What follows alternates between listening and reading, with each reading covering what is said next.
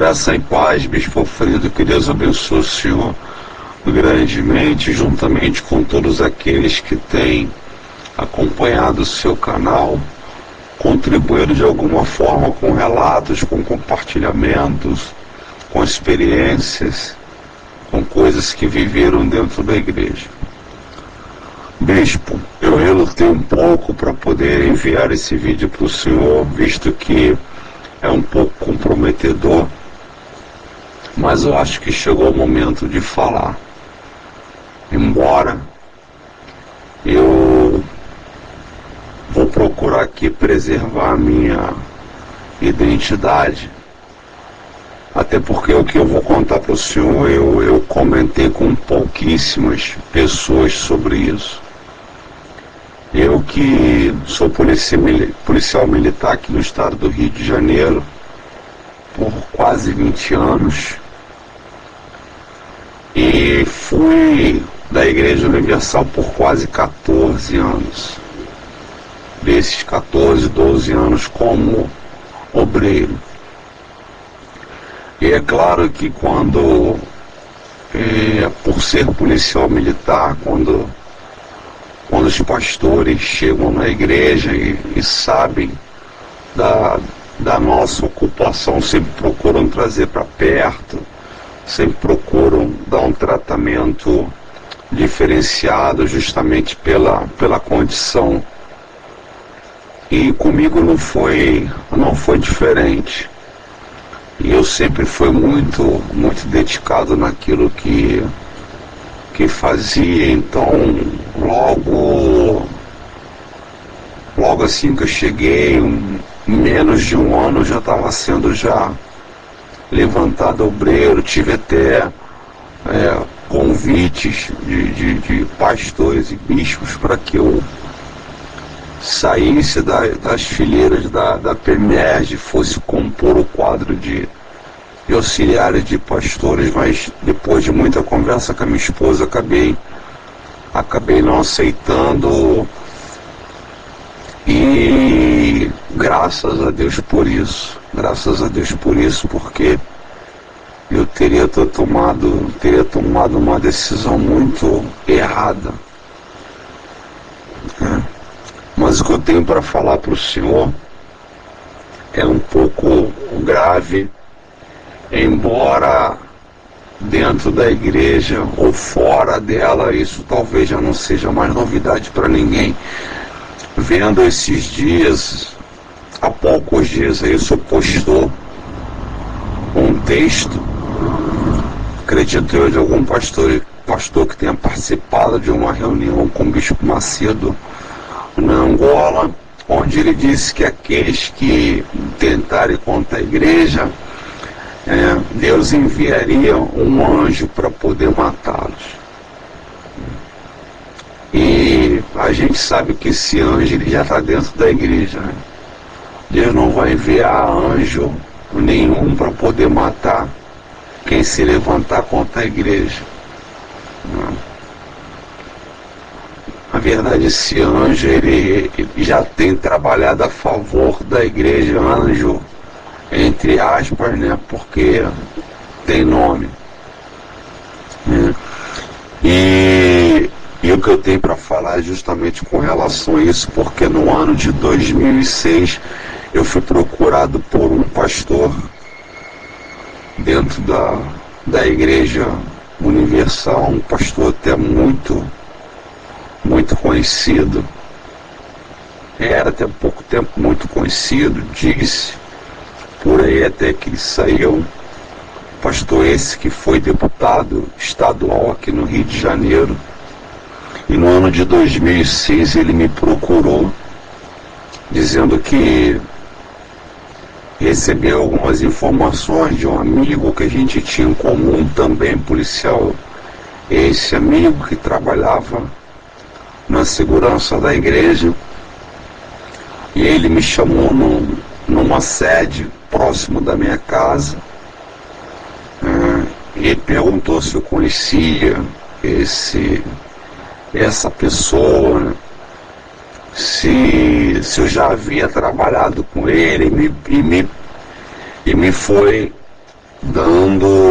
pedindo referências, mas na verdade ele já sabia, disse ele que era um amigo muito íntimo dele, falou assim, olha, essa pessoa me falou a teu respeito, falou que vocês trabalharam juntos durante anos, falou que você é um rapaz de confiança, uma pessoa de disposição, e é pessoas como vocês que a gente está procurando.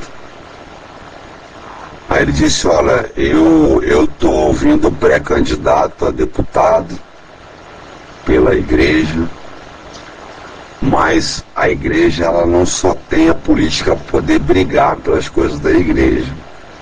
Eu preciso de homens que estejam dispostos a meter o pé na porta, a quebrar o que for preciso quebrar para poder defender a causa da igreja.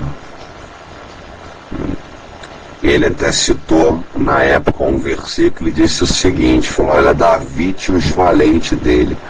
Aquilo que Davi necessitava, os valentes iam lá e resolvia, se fosse preciso matar, eles matavam. Você está entendendo onde eu quero chegar? Aí eu falei, sim senhor, pastor, estou entendendo. Falei, olha, então a gente está montando uma equipe. Para isso são pessoas de confiança, são pessoas selecionadas, e por você ser um obreiro, policial, militar, uma pessoa que já lidar com isso, já conviveu com isso há muito tempo, nós precisamos de pessoas de confiança e temos todo o amparato para poder te resguardar com relação àquilo que for preciso ser feito em nome da igreja.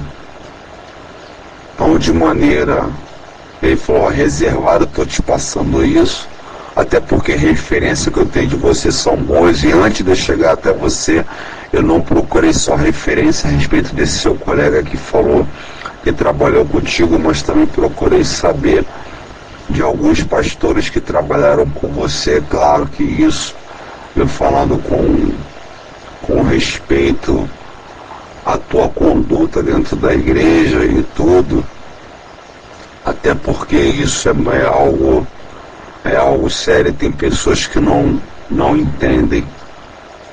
Aí eu confesso para o Senhor que naquele momento eu vi aquilo com bons olhos. Falei, não, pô, com certeza, quanto não são as pessoas que vêm para poder roubar o sangue da igreja, o sacrifício, as pessoas vão lá, dão, então nós somos levados a essas circunstâncias de muitas das vezes, quer dizer, acreditar em tudo que nos fala e ver tudo com bons olhos, né? É o que eles sempre pregam, pô, tem bons olhos, né? Por fim, a gente conversou por quase 1 hora dentro dessa sede, e depois ele ficou de me pediu uma resposta, e eu fiquei de retornar para ele, até de procurá-lo na época na Catedral do Rio de Janeiro.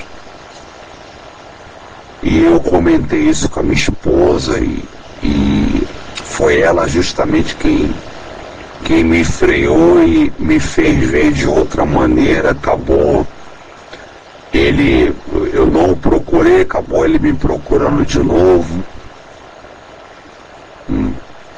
Acredito que pelo fato de eu ter demorado em dar a resposta, ele falou, olha, aquela situação deixa como tá, entendeu? Porque não vai acontecer. E quando ele conversou comigo, ele falou assim, olha, o 01 do Estado tem ciência disso. Na época, era o bispo Clodomir, que estava no Rio de Janeiro. E o tempo passou, eu acabei não dando a resposta a ele, me procurou e falou para poder deixar quieto.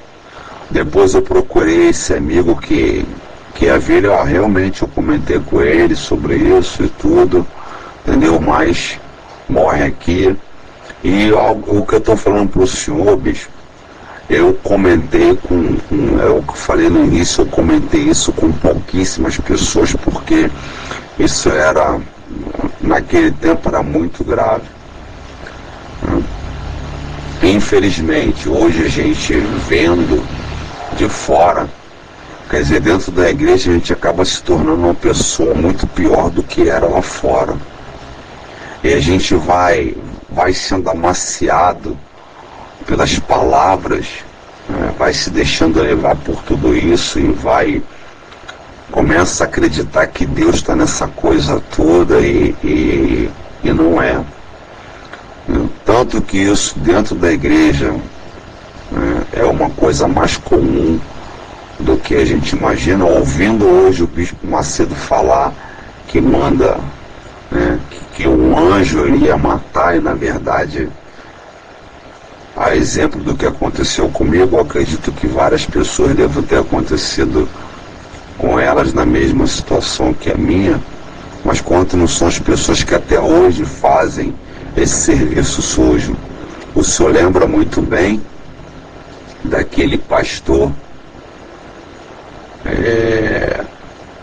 me foge aqui o nome, Paiva, que foi fuzilado ali em Benfica, justamente na época em que as denúncias com relação Valdeci Paiva, justamente na época em que aquelas denúncias com relação ao bispo Rodrigues, né? Hoje a igreja diz que ele é ex, né? Mas está lá sobre os braços, né?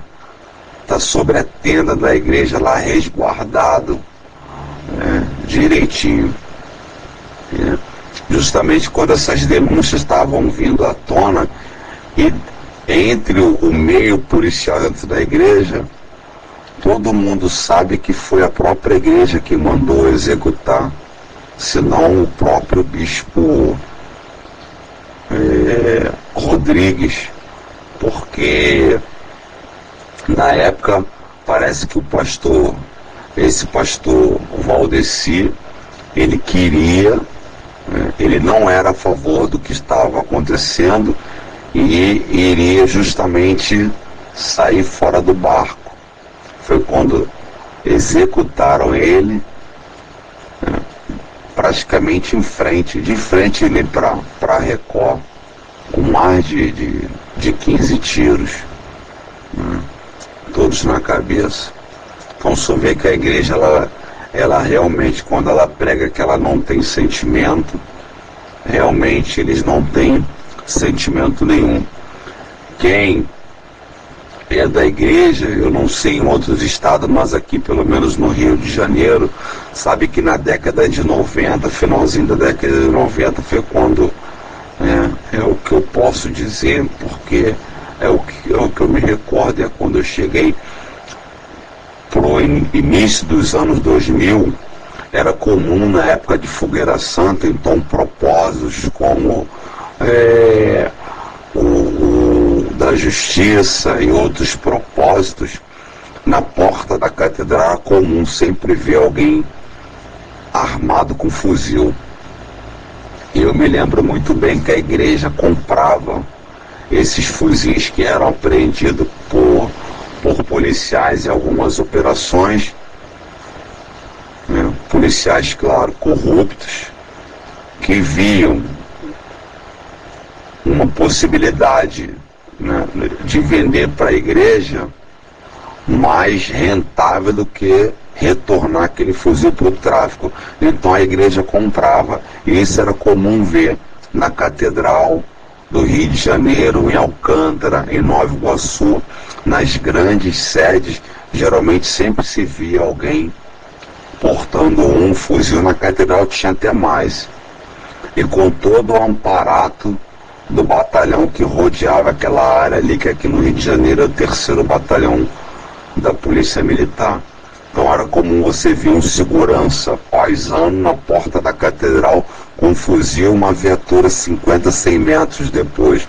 Eu não sei, não tenho informação de quanto a catedral pagava para que a viatura ficasse ali fora, mas é claro que tinha um valor a ser pago, contratado por isso daí, porque ninguém bota viatura num evento particular de graça, entendeu? E a gente sabe muito bem disso, bispo. E era muito comum nós vermos isso daí. Hoje em dia não se vê mais. Eu não sei o que foram feitos com esses fuzis. Eu não sei se ainda estão em posse da igreja, se a igreja revendeu esses fuzis, se estão guardados dentro das sedes, dentro da catedral. Não sei. Mas que na época a igreja pagava de 50 a 60 mil reais, de 45 a 60 mil reais em cada fuzil desse.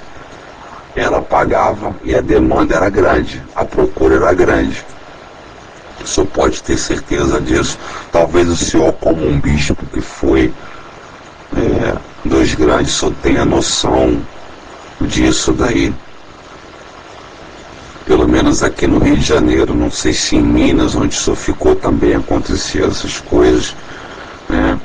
Mas esse é um fato que aconteceu comigo. Eu queria poder passar e colocar isso um pouco para fora. Quer dizer, eu recebi uma proposta para que eu fizesse parte de um grupo dentro da igreja selecionado de policiais, formado por um pastor muito conhecido aí, foi deputado estadual do ano de 2011 até 2016, né? E que o objetivo era justamente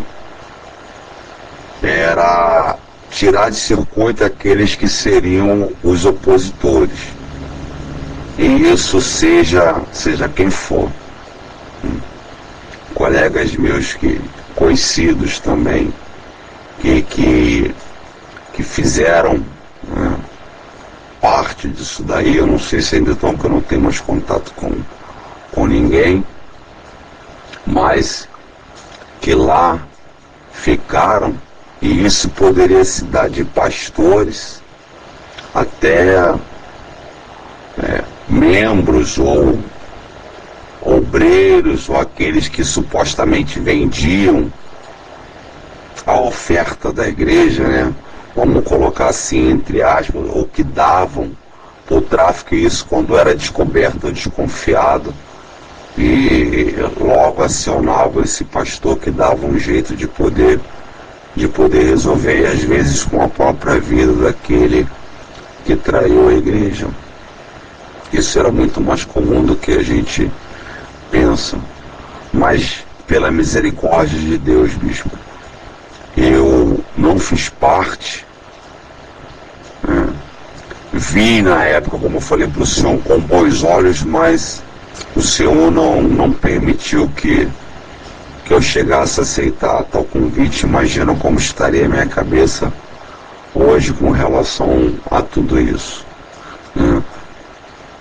No ano também, deixa eu contar um outro caso aqui que repercutiu muito aqui no Rio de Janeiro, que foi, se eu não me engano, em 2007 ou 2008, quando um bispo, eu não me recordo bem se era um bispo ou um pastor, teve seu carro roubado. E a localização desse carro deu ali pelo bairro, foi perto de Del Castilho. A localização desse carro parece que deu próximo à Vila Isabel, naqueles morros ali próximo do Macaco, alguma coisa por ali. E na época o pastor responsável era o pastor Vinícius. Ele ordenou que uma equipe da segurança da igreja fosse lá recuperar esse carro. Esses policiais, chegando nas proximidades da onde o sinal indicava que o carro estava, parece que tinha um rastreador, eles entraram dentro de uma comunidade e foram alvejados. E 2 agentes da segurança foram mortos. até onde eu sei, a família, ela teve o amparo somente ali naqueles dias, mas depois não se falou mais nisso. Esse pastor Vinícius, logo depois ele perdeu o cargo dele aqui como responsável pela segurança, né, no estado do Rio de Janeiro.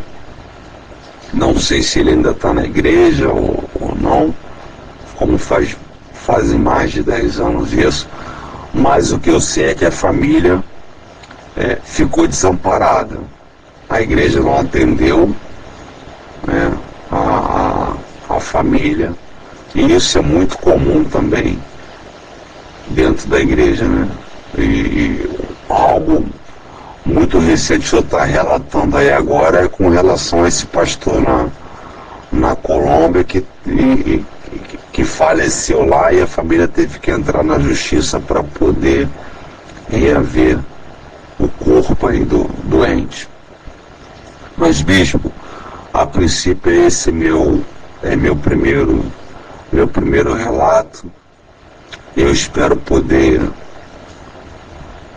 contribuir com o senhor de alguma forma com esse relato, e posterior também a gente vai contando outras coisas que vivemos dentro da igreja, isso também como obreiro, né? Como eu falei para o senhor, foram mais de 12 anos. Eu espero poder ajudar de alguma forma.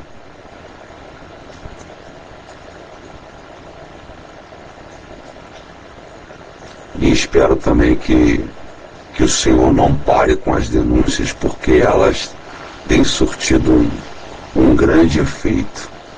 Têm alcançado muitas vidas que estão lá dentro, gemendo, padecendo,